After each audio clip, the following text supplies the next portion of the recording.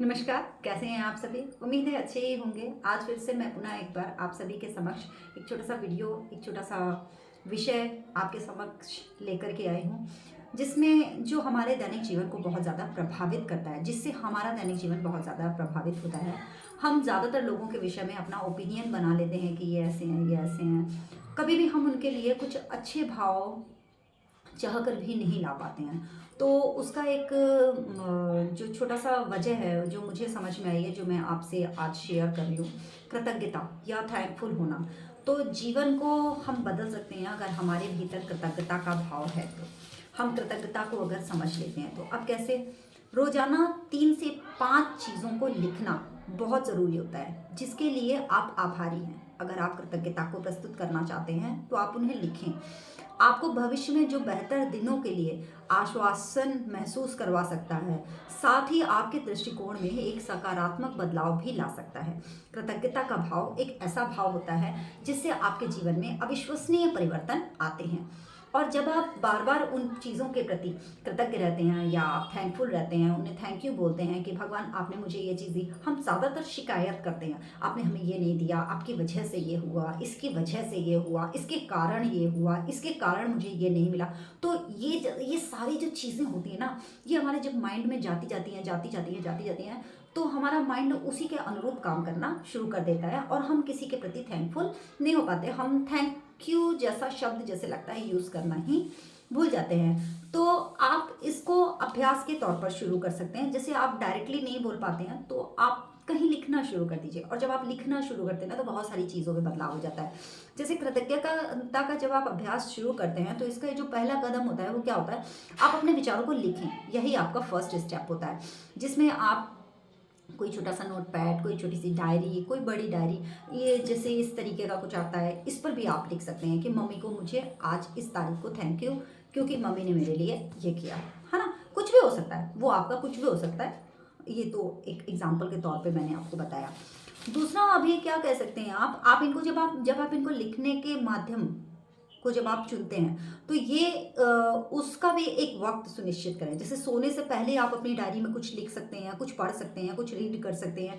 उसके अलावा जब आप सोकर जागते हैं, तब आप उस समय पर कुछ लिख सकते हैं और अपने जीवन के जो भी आपके क्षण आपको आनंददायक लगे हों, जो भी आपका क्षण आपको बहुत अच्छा लगा हो, उसके प्रति भी आप थैंकफुल हो सकते हैं और उसे यथासंभव आप दिलचस्प खुद बना सकते हैं इन सारी चीज़ों को, जैसे आपको अच्छा लगे। जैसे रात को आप जब बिस्तर पे जा रहे हैं, तो जाने से पहले डायरी सिराने आपने रख रखी है, या कहीं साइड में ड्रॉ पर, टेबल पर, कहीं पर भी रख रखी है, तो आप उसको लिख सकते हैं।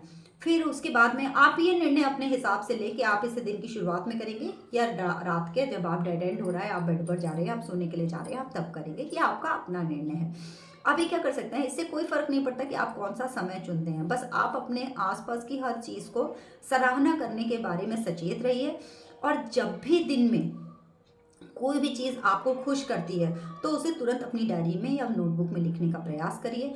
इससे आप खुद अनुभव करेंगे कि आप बहुत सारी चीज़ों के प्रति आभार व्यक्त करना शुरू कर दिए हैं। उसके अलावा आप क्यों पर ज़रूर ध्यान दीजिए कि आप ये जो कृतज्ञता का भाव दे रहे हैं, या ये जो चीज़ आपको अच्छी लग रही है, ये आपको क्यों अच्छी लग रही है।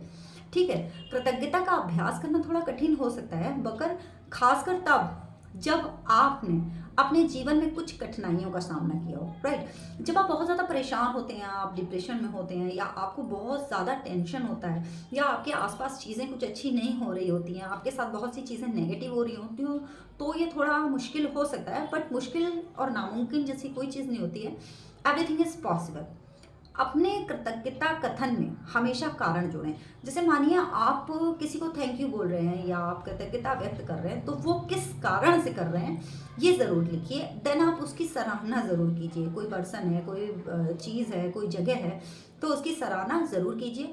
उस कारण के बारे में ज़रूर लिखिए कि आप उसकी सराहना क्यों कर रहे हैं। जैसे मानिए मैं कहीं घूमने गई और मुझे वो जगह अच्छी लगी, तो मैं लिख सकती हूँ कि मुझे ये जगह इसलिए अच्छी लग रही है क्योंकि वहाँ जाकर मुझे बहुत अच्छा फीलिंग आया।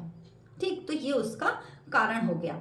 अभी क्या करते हैं, यह सरल लेकिन प्रभावी अभ्यास को कृतज्ञता को गहराई से जानने में आपकी हेल्प करेगा जब आप इस तरीके से करेंगे। और ना केवल आप खुद को बेहतर महसूस करेंगे, बल्कि आप अपने अवचेतन मन को भी अपने जीवन में और अधिक अच्छाई से लाने को प्रेरित करेंगे। जैसे हमारे पास में दो मन होते हैं, कहते हैं ना अवचेतन मन, तो अवचेतन मन तक वो भावनाएं आपकी पहुंचेंगी, क्योंकि वो आप 2-3 बार रिपीट कर रहे हैं ना। आपने सोचा बोला, तो जब आप ये चीज़ें रिपीट करते ना, तो आपको बहुत अच्छा वाला फीलिंग आता है और सभी चीज़ें आपके साथ में अच्छी होने लग जाती हैं। अभी अभ्यास को आप सरल कैसे बनाएंगे, ये चीज़ को भी ध्यान देना बहुत जरूरी है। कृतज्ञता एक शक्तिशाली और आसान है, बहुत प्रभावी चीज़ है, जिसके विषय में आज मैं बात कर रही हूँ। टॉपिक में कुछ आपको अच्छा ज़रूर लगेगा, आप इसे सुनेंगे ध्यानपूर्वक, जब 2-3 बार इसको आप सुनेंगे तो आप समझ पाएंगे, चीज़ों को समझने का प्रयास कर पाएंगे। और यदि आप नहीं जानते कि कहाँ से शुरू करें, तो मुख्य बात बस कुछ लिखना है, ये चीज़ आप तय कर लीजिए। जैसे ना नहीं समझ पा रहे हैं क्या लिखना है, कहाँ से शुरू करना है, क्या करना है, बस कुछ लिखना है, कुछ शब्द लिखने हैं, क्योंकि हमने काफ़ी कुछ अपनी दिनचर्या में खो दिया है। उन चीज़ों को पकड़ने के लिए हमें कुछ लिखना है, ये चीज़ आप जान लीजिए। और किसी साधारण चीज़ से आप शुरुआत कीजिए। जैसे मैं आभारी हूँ कि मैं आज समय पर उठा, जैसे मैं आभारी हूँ कि आज मैं ठीक समय पर अपने काम को निपटा सका, जैसे मैं आभारी हूँ कि आज मैं सही समय पर ऑफिस पहुँच गया, मैं आभारी हूँ कि मेरी वाइफ ने मुझे आज सही समय पर ऑफिस के लिए निकलने में मेरी हेल्प करी। ये कोई भी चीज़ हो सकती है जिसके प्रति आप अभ्यास व्यक्त कर सकते हैं। किसी और व्यक्तिगत चीज़ से भी आप शुरुआत कर सकते हैं, जैसे मैं अपने दोस्तों और परिवार और संबंधों के साथ इन सभी का आभारी हूँ। बस अपने विचारों को कागज पर उतारें, यह आपको आगे बढ़ने के लिए प्रेरित करेगा। और जितना अधिक आप लिखेंगे, आपके पास लिखने के लिए उतनी ही चीज़ें होंगी। इसका मतलब यह है कि कृतज्ञता के साथ आपके रास्ते में अधिक खुशी, प्यार और सफलता भी आएगी।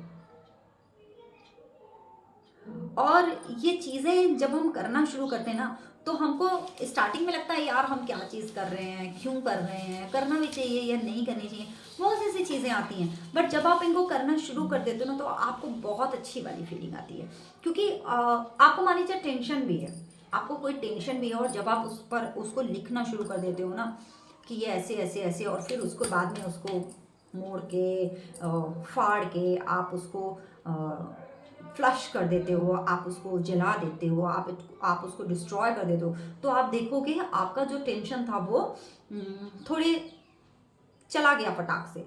तो लिखने की कला एक बहुत ही यूनिक कला है। और अगर आप बहुत परेशान रहते हैं, बहुत समस्याओं से ग्रसित रहते हैं, तो ये चीज़ आपकी डेफिनेटली हेल्प करेगी। वीडियो को शेयर करिएगा, क्योंकि बहुत सारे लोगों को आज के समय में इसकी ज़रूरत है।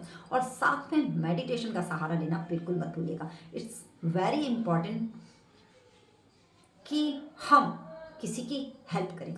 आज के समय में कोई किसी की हेल्प नहीं करना चाहता, बट अगर आपका एक छोटा सा कदम किसी की हेल्प कर दे, तो क्या ये चीज़ पूरी होगी? Thank you so much, love you all.